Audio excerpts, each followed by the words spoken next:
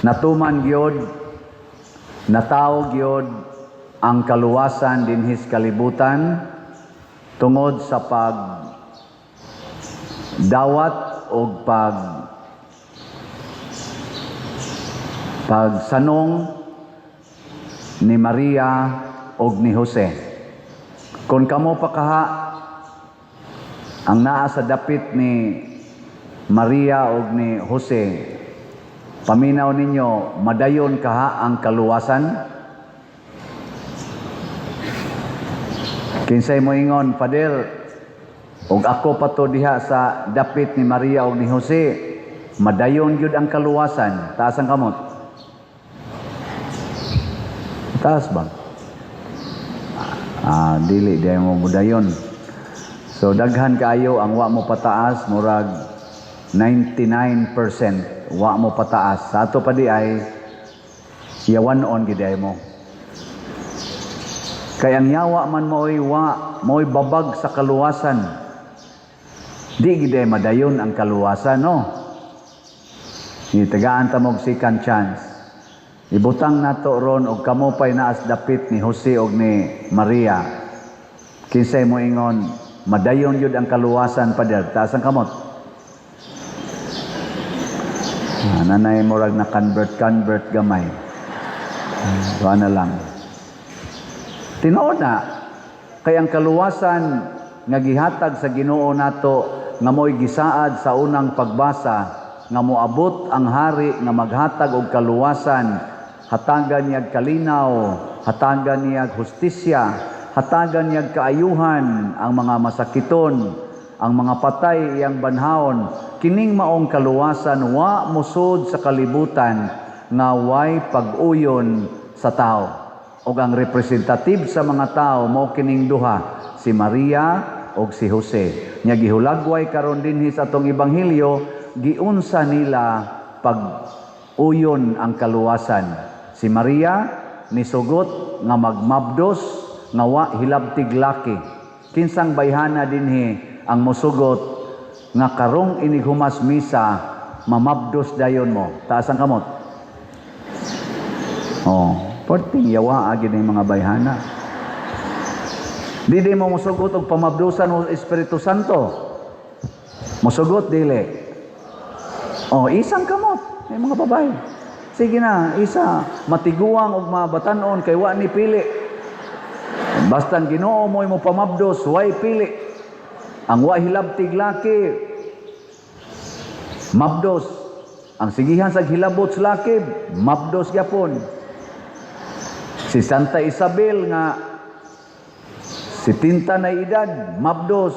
Si Sara 90 na edad, mabdos. Niya si 14 edad nga si Maria, mabdos gyapon.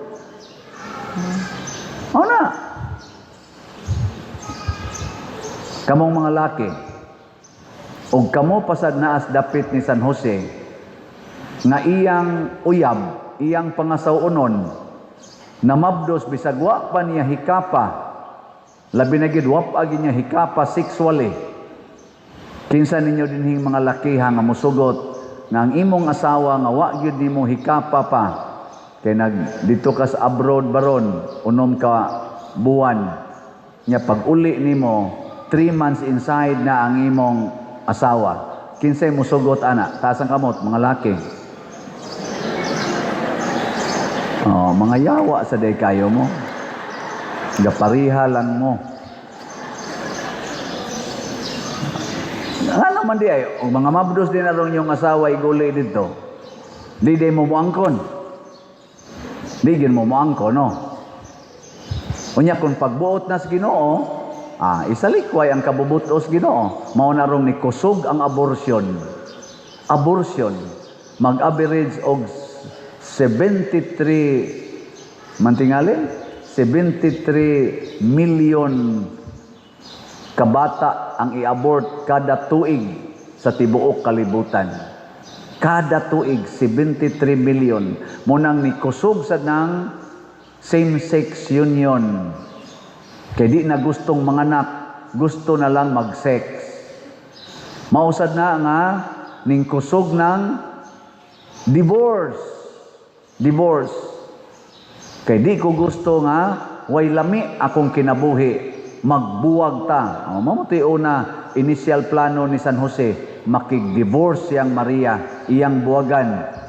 Pero ang nakanindot ni San Jose, sa dihanggi pasabot siya sa anghel, ang iyang gipatay, ang iyang personal nga gibati og iyang gisunod ang Ginoo. Mao ni ang kaluwasan. Unsaon pagka luwas aning atong parokya, di gid mo mopalit og slot. Di ba? Kay ang inyong kwarta karon inyo yung ipalit og mga pagkaon, ipalit ninyo og kanang additional nga gadget, ipalit og bag-ong sinina kay para pang New Year. Inana og maon lang ginainas niyo hunahuna, di mo makaluwas Di makaluwas. Kana yung mangutana kas Ginoo, Lord, naamang ko'y bonus unsaon man ninako.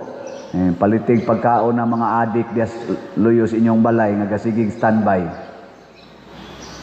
Nya, unsaman? Mo palit mo dili.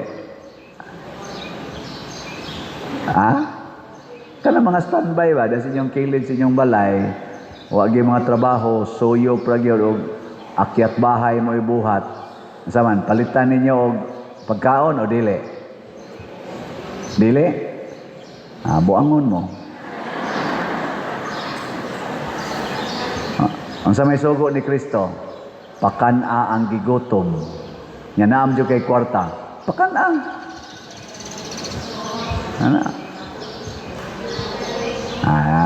Ningog ng mga yawa. Sabi yung pakanon, magsige na lang nag-standby diha, magsige, salig lang na, magsige diha. Mao na yung mga tingog sa yawa. O tinuod pa na, dili na unta si Kristo moingon nga pakana ang gigutom, paimna ang giuhaw, bistihi ang mga hubo, pasudlas inyong balay ang way balay. Di na lang ta siya musulti ana. Or kung musulti man siya, iya untang pakapinan. Ingnon ta niya, pakana ang gigutom basta dili standby, paimna ang giuhaw basta dili adik, bistihi ang hubo basta dili prostitute. Iya untang pakapinan. Wa may pakapin. Ug di ta mo sunod ana, di kita mo yung mga yawanon. Ug maunay kaluwasan. Pila ka buk-adik ang nibiya sa pagkaadik tungod kay giatiman og mga taong mahigugmaon. Daghan kayo. Pila ka buk nag-standby lang, way mga trabaho. Karon mga managers na gani, karon mga businessmen na gani, tungod kay gitabangan sa mga taong naluoy nila. Di ba? Pila ka buk way balay, nga karon kontraktor na gani og balay, tungod kay giatiman sa mga taong naluoy nila nga sila naglibod suroy lang. Daghan. Og nahimo na ni Cynthian Busco, St. Vincent Ferrer, St. Vincent de Paul, og uban pang mga santo, San Francisco de Assisi, nilang Mother Teresa of Calcutta, og daghan pa ang nagbuhat ana. Nga naman, kay sugo mas Ginoo. Muna ang katarong mulambo gyud sa iyang panahon ug ang kalinaw. Ako bitas una, natoy mga standby sa dapit sa amo, wa pa koy assignment. Daghan man ko makuha usahay offer kana inigmisa na may mo offer, ako ding i-distribute nila. Iniguli na ko sa amo, dako ana mga cake, usahay mga pan, prutas, akong ihatag, mangutana pa, unsa man ni dre? Nako, tabangin na yun wala, lunggob, mga iro maglunggob. Napay usahay, akong maagian, suyop og kanang marijuana, aso-aso pa ko niya, ibinaklid na yung kamot, ibinaklid. Niya, ighuman, muamin pa, amin na tadri, aso-aso ang baba. Ako lang sang paaminon. Ubay-ubay gid nila ang niaktibo sa kapilya, niaktibo sa simbahan, o doon nagipipila nga, nakagraduate yun. Nangausab. Hinoon, galabi yun ang mga buangon. Pero matod pa ni Kristo, bisag usa lang ang imong balik sa Ginoo, dako kay nang kalipay didto sa langit. Ug maunay kaluwasan, nga angay unta natong padayonon karon. Kining ato mga slat-slat dinhi para na ana. Directly or indirectly. Sige, lingi ay mong tupad. Labi na nang natog, pukawa. Inaayaw uli, basta di ka kapalit og slat. Inaayaw uli. Nya, moingon sa naim ko, oy, di ko kapalit oy, kay i-color pa na ako sa kong buhok. Daghan na ba ning puti ba ani? Ingkain lang nagkolore, kadto na lang natural ni mong buhok. Nya ang budget ana ipalit na lag slat. Uy, ako ra ba nang i-irritate sa akong naong kay mura ra ba ning luspad na ni. Asag di na lang nang mura kag kana ganing naasod lungon. Kay total tiwasono naman sa gyud ka. Ana. Basin pa di iniguli nimo dito makras ra ng motor.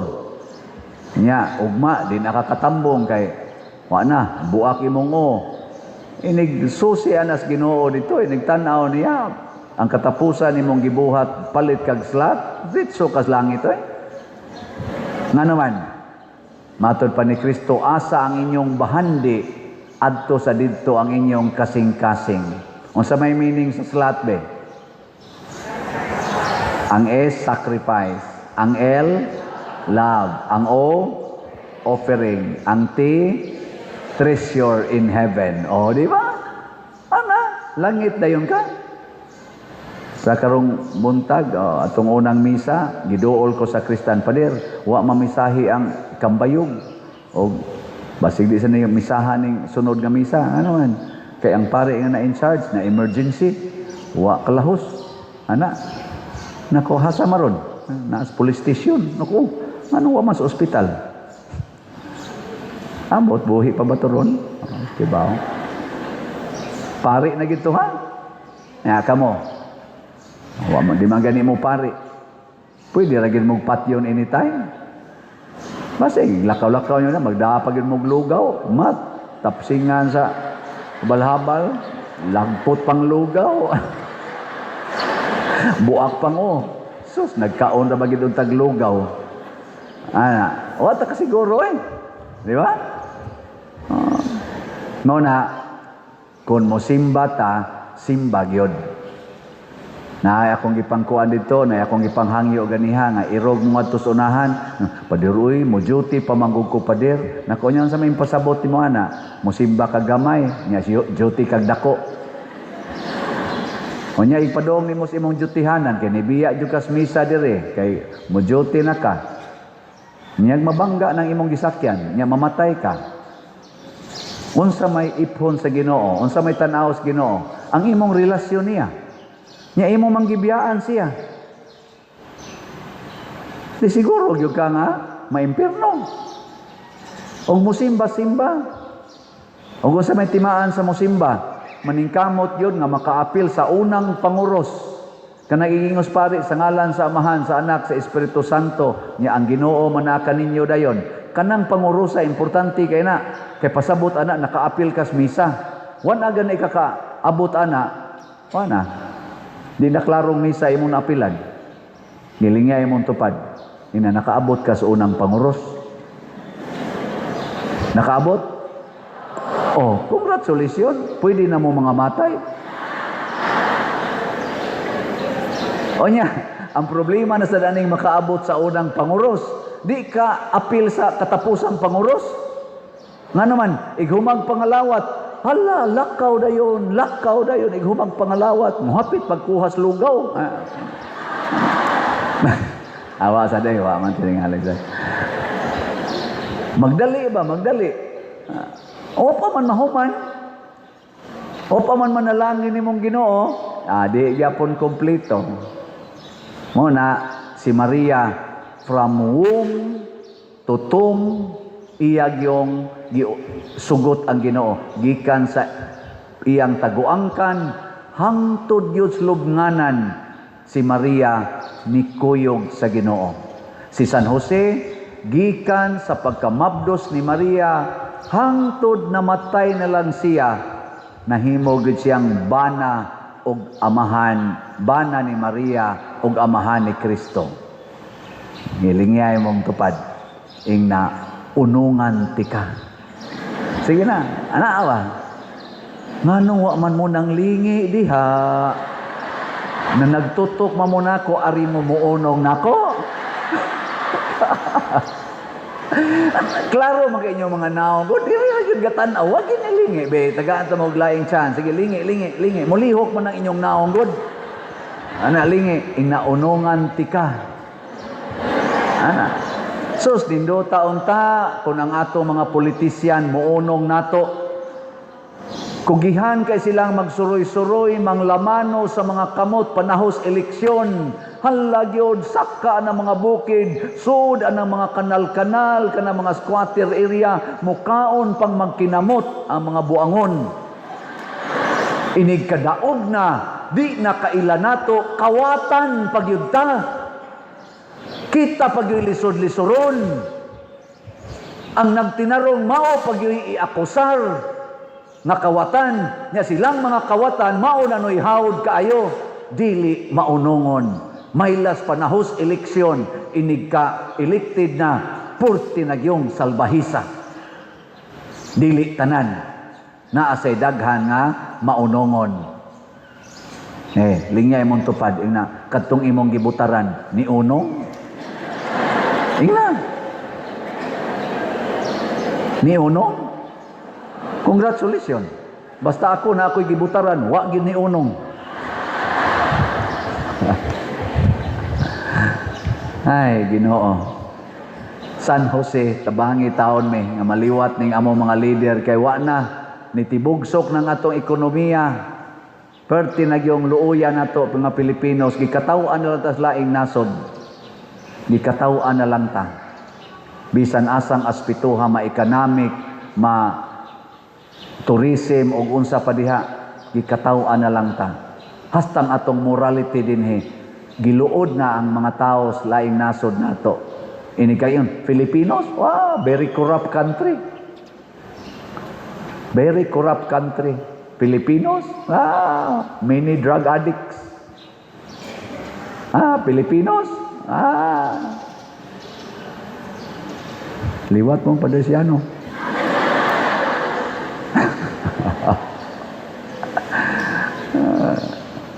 Butang atong naong sa placard. Mao na.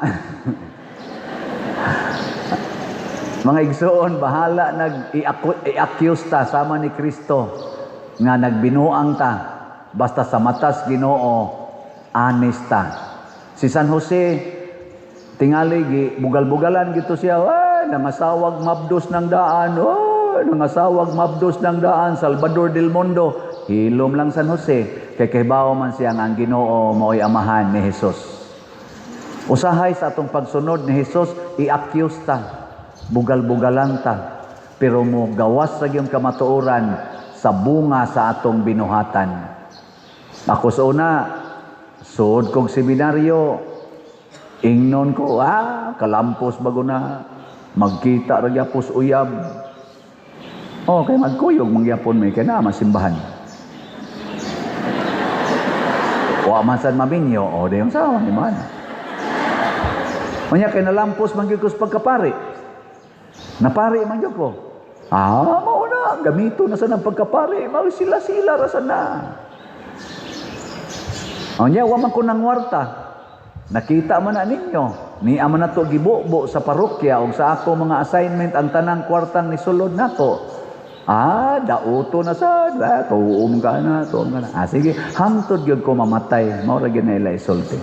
Kay si Kristo, sugod sa iyang pagkatao, hangtod na lang yun na lansang sa krus, naalangyapon ang mga pagtamay. Pero matod pa ni Kristo, ang tao mailhan ragin na siyang binuhatan.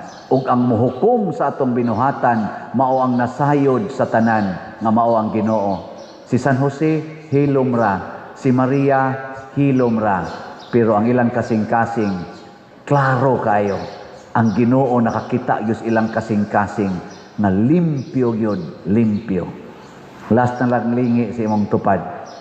Na limpyo ra kag kasing-kasing. Kanang sige nimong pa-color sa imong buhok, nakalimpyo na sa imong kasing-kasing. Kanang pagsigi nimo og tigom anang kwarta nakapalimpyo na sa imong kasing-kasing.